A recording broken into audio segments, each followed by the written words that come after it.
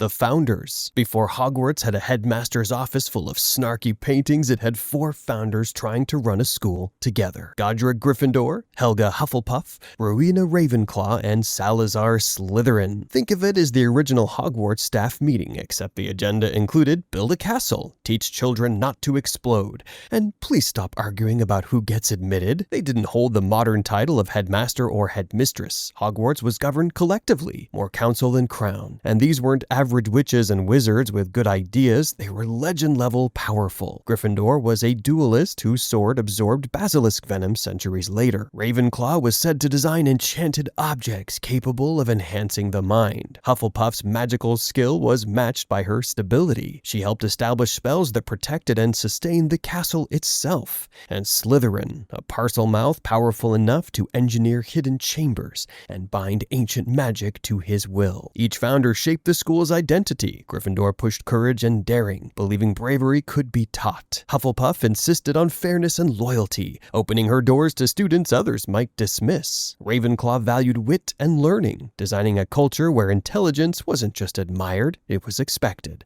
And Slytherin prioritized blood purity and selective admission, convinced magical heritage determined magical worth, which is a polite way of saying he helped invent centuries of drama. This era explains why Hogwarts feels like 4 schools stitched into one. 4 houses, 4 common rooms, 4 rival identities competing under one enchanted roof. Even the architecture reflects it. Secret passages, ancient enchantments, relics infused with founder magic. And when Slytherin eventually left after clashing over Muggleborn admissions, he didn't just storm out, he built the Chamber of Secrets first, sealing a basilisk beneath the castle as a future solution. Everard. Everard is one of those former headmasters you don't notice at first until you realize he's basically Hogwarts' built-in surveillance system. He's not flashy, he doesn't have dramatic duels attached to his name. In fact, very little is recorded about his life or the exact years he served, which drops him neatly into that giant historical gap between the founders and the modern era. But here's what is canon and important. Everard has a portrait in the headmaster's office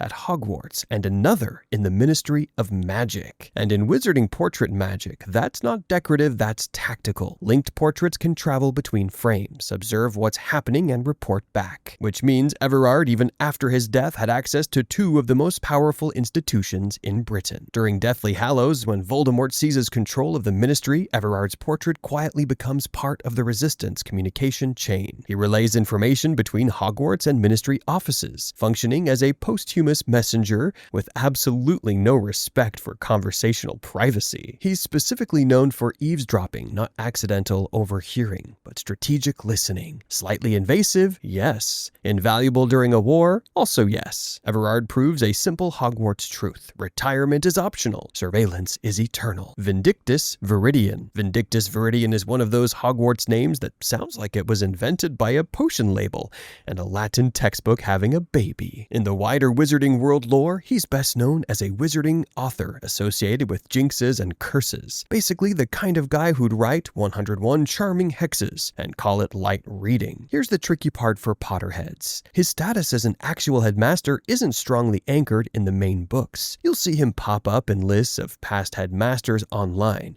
and sometimes he's treated like confirmed canon because Hogwarts history is a messy stack of portraits, trivia blurbs, and half-remembered references. What is solid is the vibe. He fits the archetype of an old-school Hogwarts authority figure from the era where the school's safety policy was good luck, children. So, if we're explaining in detail while staying honest, Vindictus represents the foggy middle centuries of Hogwarts leadership, where names exist but their deeds don't. If Hogwarts were a group chat, this is the admin nobody remembers adding, but everyone swears was there. Dillis Derwent. Dillis Derwent is one of the cleanest, most satisfying, yes, she was absolutely headmistress, entries on the list. She served as headmistress from 1741 to 1768, and before that, she was a celebrated healer at St. Mungo's, the wizarding equivalent of being so good at your job that you get promoted from saving lives to running the most chaotic school in Britain. Her legacy is legendary for one reason: portraits. Dillis has a portrait in the headmaster's office at Hogwarts and a portrait at St. Mungo's, meaning even after her death, she's still basically on call. Imagine finishing a late-night crisis at the hospital, turning around, and your former headmistress is on the wall like, "Drink water. Stop panicking. I'll Also, your bedside manner is tragic. That's Dillis. She's competent, respected, and terrifyingly efficient, like McGonagall with a medical degree. Phineas Nigellus Black. Phineas Nigellus Black is the only headmaster who managed to be universally disliked while still earning a permanent portrait on the wall, which tells you Hogwarts has never been a good vibes-only institution. He served in the late 19th century and is widely remembered as the least popular headmaster in school history. Not strict but fair, not misunderstood intellectual. More like, if sarcasm could deduct house points, Gryffindor would have filed for bankruptcy. Born into the notoriously elitist House of Black, Phineas carried pure-blood pride like a family heirloom. He believed firmly in wizarding's superiority, tradition, and the idea that most people were disappointing by default. As headmaster, he was intelligent, sharp-tongued, and completely uninterested in pretending to like students. His tenure wasn't marked by scandal or catastrophe, but by attitude,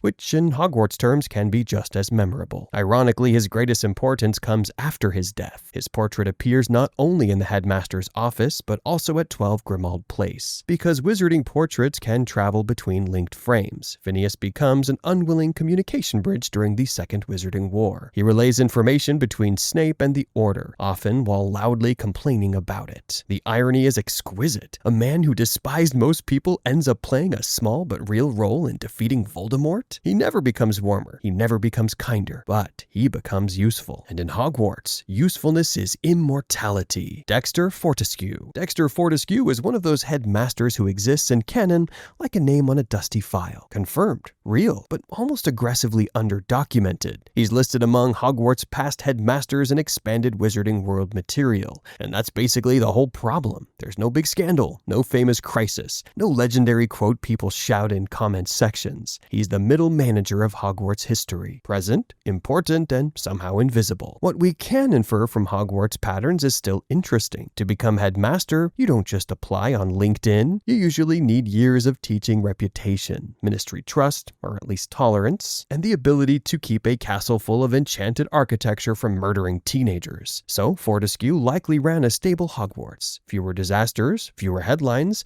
more please complete your coursework and stop dueling in hallways. In other words, he may have been excellent, which is tragically bad for internet lore. Basil Fronsac. Basil Fronsac is Hogwarts history in its most frustrating form, a name that shows up on past headmasters lists and then immediately refuses to elaborate. He's treated as a former headmaster in expanded lore references. But unlike Dippet, Dumbledore, or even Phineas Black, he doesn't come with a neat timeline or a famous "this was my era" event. He's the wizarding equivalent of a portrait with the label scratched off. So, what can we say that's accurate and useful for Potterheads? Fronsac represents the big, unexplored stretch of Hogwarts leadership where the school clearly had a headmaster. But the story simply wasn't about them. Hogwarts is over 1,000 years old. Most headmasters lived, managed teenage chaos, and died without ever being relevant to Harry Potter's personal trauma schedule. That doesn't mean he was unimportant, it just means he was probably competent enough to avoid turning into a plot point. No basilisk attacks, no ministry coups, no "oops, I hired a werewolf and forgot to mention it." Armando Dippet. Armando Dippet served as headmaster during one of Hogwarts' most ominous eras, because he was in charge when Tom Riddle was a student. If Hogwarts history had a before and after, Dippet's tenure sits right in the uneasy middle, when the castle still believed it was simply educating children while something far darker was sharpening its wand in the background. Dippet was elderly, traditional, and deeply institutional. By the 1940s, he had already spent decades inside Hogwarts. Committed to structure and reputation, he believed in order, discipline, and the idea that stability preserved legacy, which is exactly why history remembers him for a devastating blind spot. In 1943, when the Chamber of Secrets was opened and students were petrified, one eventually killed. Hogwarts faced closure. The governors were ready to shut the school down. Dippet considered it seriously. Then Tom Riddle delivered a neat explanation. Hagrid, a half-giant student, had kept a dangerous creature. Case closed. Clean culprit. Manageable narrative. Hogwarts survives. Dippet accepted it. That decision defines him, not because he was malicious, but because he prioritized institutional survival over deeper investigation. He trusted the brilliant, well-spoken prefect over the inconvenient possibility of something ancient lurking beneath the castle. Later, he stepped down and was replaced by Albus Dumbledore, an appointment that quietly marks the transition from cautious administration to strategic foresight. Dippet's era proves something uncomfortable. Sometimes power doesn't fail through cruelty, it fails through relief. life. Albus Dumbledore. Albus Dumbledore wasn't just a headmaster, he was the headmaster, serving from the mid-20th century until his death in 1997. He transformed Hogwarts from prestigious boarding school with occasional monster problem into the strategic heart of resistance against Voldemort, and he did it while offering lemon drops, speaking in riddles, and radiating the calm of someone who already had read the final chapter. Before becoming headmaster, Dumbledore was already legendary. He defeated Gellert Grindelwald in 1945, in what's widely considered the greatest duel of the modern age. He discovered the 12 uses of dragon's blood. He became chief warlock of the Wizengamot and supreme mugwump of the International Confederation of Wizards. By the time he took office at Hogwarts, he wasn't simply qualified, he was institution-level powerful. Under Dumbledore, Hogwarts became more than a school. He hired unlikely staff, a werewolf, a half-giant, a former Death Eater, because he valued redemption over reputation. That alone sets him apart from Dippet. Dumbledore believed Hogwarts wasn't just about shielding students from danger, but equipping them to confront it. But here's the twist. He was also the ultimate long-game strategist. He understood the prophecy, the Horcruxes, and the inevitability of sacrifice. He knew Harry would have to face death, and built a plan around choice rather than force. It's morally complicated, narratively devastating, and proof that the most powerful wizard of the age wielded foresight as carefully as any wand. Dolores Umbridge. Dolores Umbridge's time as headmistress wasn't earned, it was imposed. In 1996, the Ministry of Magic installed her as High Inquisitor, then headmistress, through a cascade of educational decrees that essentially said, if Dumbledore won't cooperate, we'll govern the castle ourselves. It was less an appointment and more a takeover wrapped in parchment. Umbridge didn't lead Hogwarts, she occupied it. Before arriving at school, she had already built a career inside the ministry by aligning herself with Cornelius Fudge and advancing through quiet ambition rather than visible brilliance. At Hogwarts, she transformed that bureaucratic instinct into control. She banned practical defense against the dark arts, replacing it with theory-only lessons that left students dangerously unprepared. She dissolved clubs, censored dissent, empowered the inquisitorial squad, and monitored corridors like a woman who believed surveillance was a personality trait. Her punishments were personal. Detentions with the blood quill forced students to carve confessions into their own skin. Authority wasn't just enforced, it was ritualized. What makes her era so chilling isn't dark magic, it's administrative cruelty. She weaponized procedure, documentation, and compliance. No dramatic duels, no dramatic curses, just pink cardigans, framed decrees,